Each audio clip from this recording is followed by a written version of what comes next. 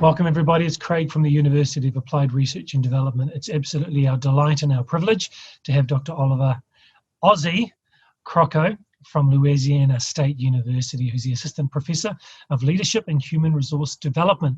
Fantastic to have you with us. Thank you, glad to be here. Ozzie, I'd love for you to tell us about your role and the types of things that you get to give input on and your research and teaching. Sure, yeah, thanks. Well, thanks again for having me on. And so as you mentioned, I'm a faculty member in the School of Leadership and Human Resource Development at LSU. And for those of you who are not in the United States, LSU won the National Football Championship, which is a very big deal at collegiate level. And, you know, it's awesome. One of the ways that America is truly exceptional in that we have these stadiums for American football at the university level. And our stadium at LSU holds 100,000 people, if you can believe that. So, and then another 40 or 50,000 come and tailgate outside of the game. So, yeah, so that's kind of to give you a sense of where I am now, and and might also share a little bit about U.S.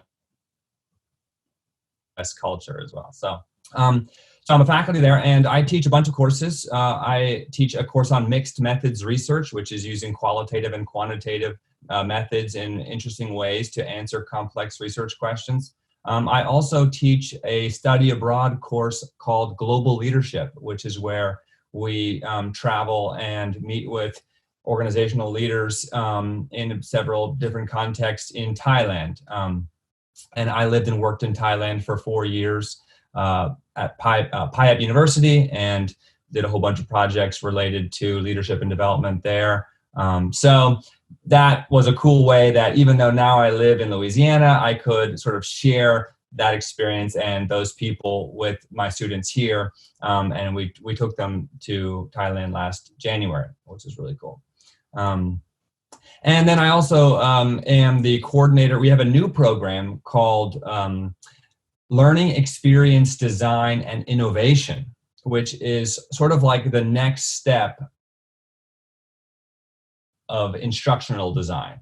So it's really about kind of cultivating learning experiences in mostly online contexts. And so that's a program that just started this fall. Our classes started on Monday. So it's been an exciting new venture, and really relevant now with the COVID-19 pandemic to think about, okay, we know pretty well how to create really compelling learning experiences when we're face-to-face, but now how do we do that? In fact, we're forced to do that now with the COVID thing. So those are the main things that occupy my time day to day, and some of my interests. It's really interesting. So how has the university changed or innovated on its delivery of academic programs, given this situation we're in right now? That's a tough one. And I think innovation is a key part. Well, thankfully at LSU, for example, we have sort of a branch of the university called LSU Online, which oversees all of our online programs. And they've really upped their presence on the campus and have been offering tons of information and tutorials and working one-on-one with faculty members. We have a whole team of what are called learning experience designers, who are professionals who are really good at working with a subject matter expert to develop their course to make it very compelling and as experiential as possible. So those are some of the ways, but you know, it's really hard, especially for people who have been teaching a course, who love that, you know, dialogue, the energy of a classroom. It's really hard to think outside the box now. And, you know, so I think those are some of the challenges that not only at LSU, but I think everywhere around the world are facing, how to do that well. Is there a particular technology platform that you favor to allow that innovation discussion feeling to happen? There's a bunch of things there's a combination of things that we use. So at LSU, we have a thing called Moodle, which is a free learning management system. You know, many people are familiar with that. So learning management systems are great, but there also can be a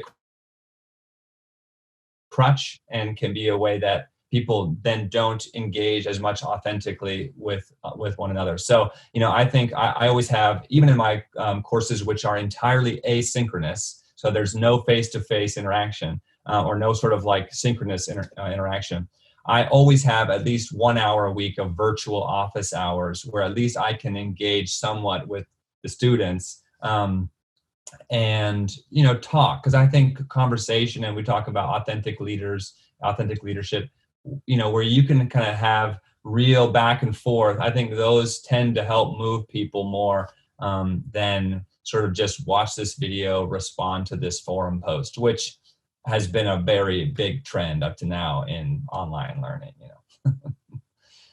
It'll be interesting to hear your thoughts on the differences in leadership, and particularly in an ASEAN environment like Thailand compared to a Western environment in North America. Is there a comparison? Are they different? Sure, I can give you some very broad strokes. And I think it's important, a lot of these are generalizations, even Gerd Hofstede, who is responsible for the cultural dimensions, looking at, individualism versus collectivism, at the national level. We also see that there's a lot of regional differences even within countries. I also saw one study that compared the influence of national culture and organizational culture. And they found that organizational culture actually was more influential in people's lives than the national culture even. So I would just say, with the caveat that there's a lot of individual differences that account. But I would say generally, like, for example, if you were moving to Thailand from the United States and you were going to work in a primarily Thai organization, what would I tell you about leadership and how it differs? I would say, for one, generally, people in the United States are direct communicators. So tell me what you want, I'll do it. Tell me what you don't want, I won't do it. As long as you're kind, you should always be kind about it. Whereas generally, not all, but many Thai people don't really like the super direct communication of leaders, especially when there is a power differential. So, if you're like the lower, and for example, when I first moved to Thailand at age 23, I was definitely very low on the totem pole. Although in the totem pole analogy, by the way, being low is a good thing. So being high that's a different conversation. I was very low in power, social power at least. And so if I was to go directly to my boss and say, oh, that's not really the best idea, I think you should do it like this, in a very direct way, obviously that would not be taken well, because my leader would feel that she was being I was overreaching, I wasn't in my place, and also I was speaking too directly. And so I quickly learned to do things like share, ask questions, and I might say, very gently and kindly, like an idea that I would have, but I would be careful not to be too pushy and be too direct. So that's one very broad thing. There are so many fun things to talk about with that, though, and obviously I learned the hard way so many times, and I'm very sorry to all my Thai friends that I insulted over the years, but thankfully we've made up, and I have a great relationship with most of them now. Tell us about your global leadership course and some of the key concepts and ideas that you wish that students would leave with when they complete that program with you. Thank you for asking that, because I love to talk about it. And it's very cool because most of our students in Louisiana, and I work at a state institution which primarily serves people within the state of Louisiana and the needs of the state. So it was very exciting for me to take a group of our students to such a new and interesting place such as Thailand.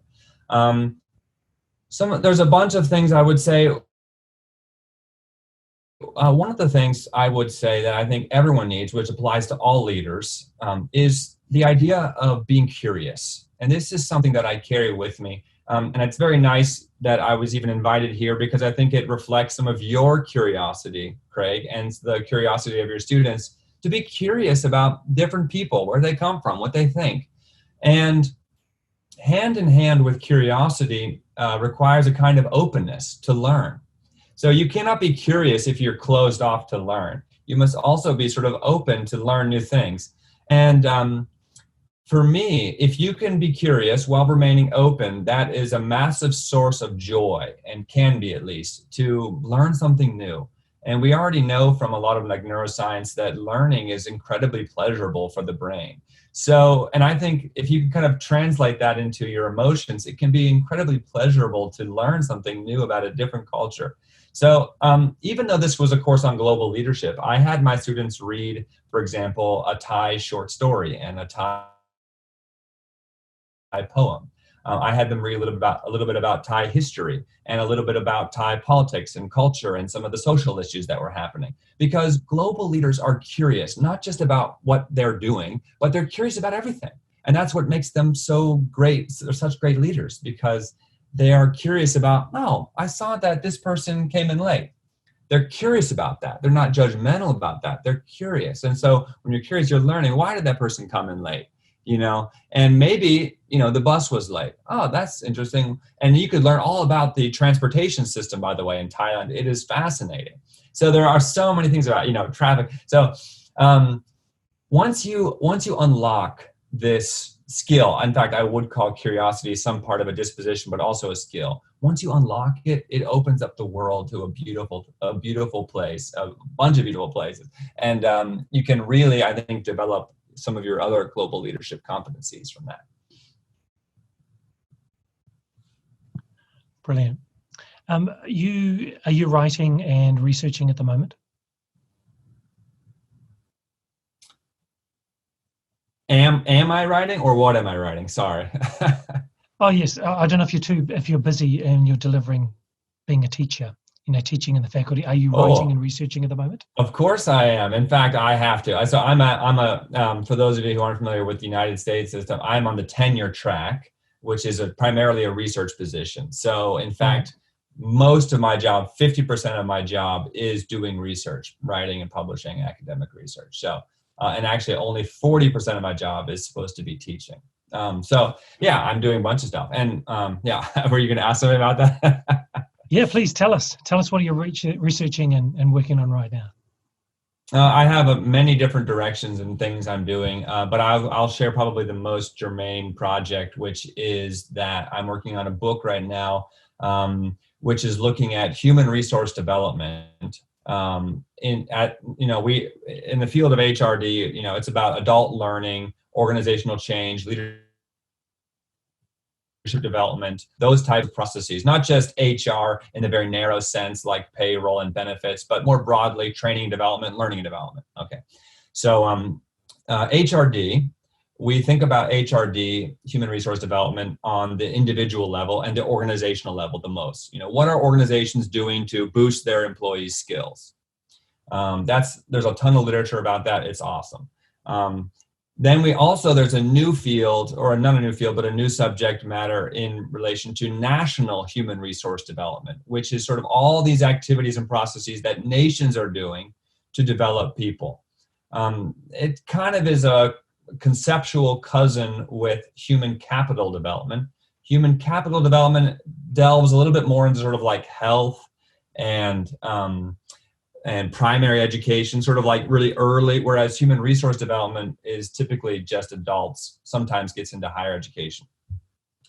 So as a scholar, I have to make a contribution to the existing knowledge. So we have individual HRD, individual level, organizational level, national level. What I'm doing based on my experiences in Southeast Asia is looking at that at the regional level. So what are the 10, and I'm looking at primarily the 10 member nations in the Association of Southeast Asian Nations, ASEAN. What is Southeast Asia doing as a region, coordinated and collaborated within the 10 member states, to develop the people as a region? Because we know that the region is working together. They are. It's not just every nation for themselves. So. That is a project I'm working on, and I'm looking at it specifically from what's called an ecosystems perspective. So noticing that it's not just, policies or projects, that there is an entire ecosystem, a human resource development ecosystem, which is dynamic and changing and interconnected. And it includes ASEAN, but it also includes each individual member state. It also includes big organizations like the Asian Development Bank and the World Bank and also NGOs. And there's this whole ecosystem of developing people for the workforce. So that's a big project I'm working on. As you can tell, I can talk about it for a while, but I don't want to just blabber on too long. So because I've lived in Indonesia for 7 years and I'm involved in quite a multicultural community there, and New Zealand is part of that ASEAN approach, what would you say is one of the more interesting or exciting strategies that the ASEAN region is putting into place to develop people? Oh, that's a good question. That ASEAN is doing, there is, so I would have said maybe 5 years ago that these mutual recognition agreements is the most interesting, or are the most interesting thing that ASEAN is doing to develop its people, because that at least looks like on paper the coolest thing. So what they're doing across several different professions is they are saying, look, if you have this skill set, for example, engineering and architecture, you have this skill set and you get approved as an ASEAN engineer, then you can, if you're Singaporean, you're Filipino, you can then go and work in any of the different ASEAN member states. And that's really amazing and really cool. And that's sort of going towards this idea of the free flow of skilled labor. That is pretty powerful thing to be doing in a place like Southeast Asia, because keep in mind, in Southeast Asia, you have some of the most wealthy countries per capita, GDP per capita, and you have some of the least wealthy countries per capita. So that's a pretty remarkable thing to be done. The reason I say that's less interesting to me now is because A, a lot has been written on it, and B, not much has actually happened. There are very few people who've actually done it. So it has yet to really be seen to be a compelling thing. I think ASEAN, one cool thing ASEAN does is the ASEAN skills competition. So they have an annual skills competition that different ASEAN countries host, where younger people, learn skills and then compete in a multi-day competition. So that would be one that's pretty interesting. And those skills are dynamic. They change over time too. So it's not like the same set of skills. I would say there also, there's, the most interesting thing, actually ASEAN doesn't do that much, to be honest. ASEAN is sort of a facilitator, but really the shakers and movers in Southeast Asia are the individual countries. So I would say there's more interesting things that the organizations are doing, companies are doing, and the individual states are doing, and also international organizations are doing in collaboration. So, but it's like I said, this is like a very complex ecosystem, and I think a lot of people think that ASEAN is it, but really it's about the member states and supporting the member states. So in the couple of minutes that we have left, Ozzie, I'd love for you to give some career advice or some insights for aspiring leaders. What are some experiences or opportunities they should grab hold of before the next level? Cool. Yeah, that's such a great question. And everyone has things that's like, I wish that they told me that when I was in my master's degree, or I wish they told me that when I was studying earlier. So it's really great that you ask everyone that question. I've already talked a lot about being curious, so I won't say any more about that, but I think that's a huge one. I would say within your own, everyone has skills that they have developed and cultivated over time. And you have some things that you think you should do. I had so many things that I thought I should do in my life. And I sort of started to pursue those, but then I realized, well, I think I should be doing it, but it's not really what I want to do. So there comes a point where you will have to, or we all need to sort of face, are we doing what we think we should be doing? Are we doing what we want to be doing as a professional in any context, not just leaders? So I would say when that time comes for you, when you are facing, am I doing what I think I should be doing because this is like the path that was laid out for me or whatever, or am I doing, when that time comes, journal a lot, reflect a lot, call your friends, talk with them. But ultimately, I would say generally it would be probably better to lean toward doing not what you think you should do, but what you really want to do. And for me, that comes in the flavor of I studied religion actually in my undergrad, actually theology, and I was a minor in biblical languages, which means I studied for years Greek and Hebrew. And I knew I wasn't like a very super conservative. I didn't think I was going to become a pastor, but something related to religion, maybe. But then I got to Thailand and I was like, no way. I loved working with organizations. I loved cross-cultural leadership, cultural competence, global mindset, those types of concepts. I loved working with people and organizations and all the complexities there. So in my own journey, when I started following that route, then I went and got my master's at Harvard. And, it sounds very pompous to say that, but I think one of the reasons that I got accepted there for my master's degree was because I was on fire. I had this vision about what I wanted to do, and they noticed that. And also I had some interesting experiences. So that would be probably my biggest tip, is to find that. And I don't know, I don't want to use up all of our time, but I know we're coming to the end. I could talk, as you can tell, I can talk a lot. I love that you said to journal. I think that's a great insight for people to be able to look back, because there may be another crunch time in their career or personal life, and they can look back and think, how did I process that? Because it may not be the same sort of decision, but they can look back at their decision making and the process that happened around that. And that's an insight. No one's actually mentioned that before.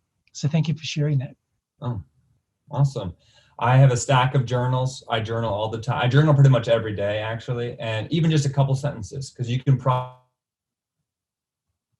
You journal, you're thinking a little bit because you're handwriting. You have to slow down, and you have to sort of like actually think about it. And you can start to, and also no one's watching.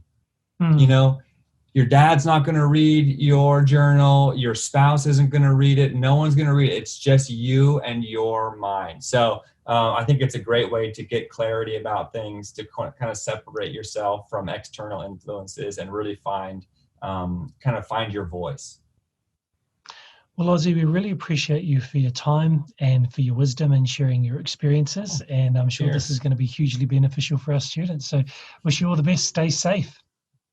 Thank you very much. It's been really great for me to reflect and verbally process. So thank you all very much, and best of luck in your studies and in your work.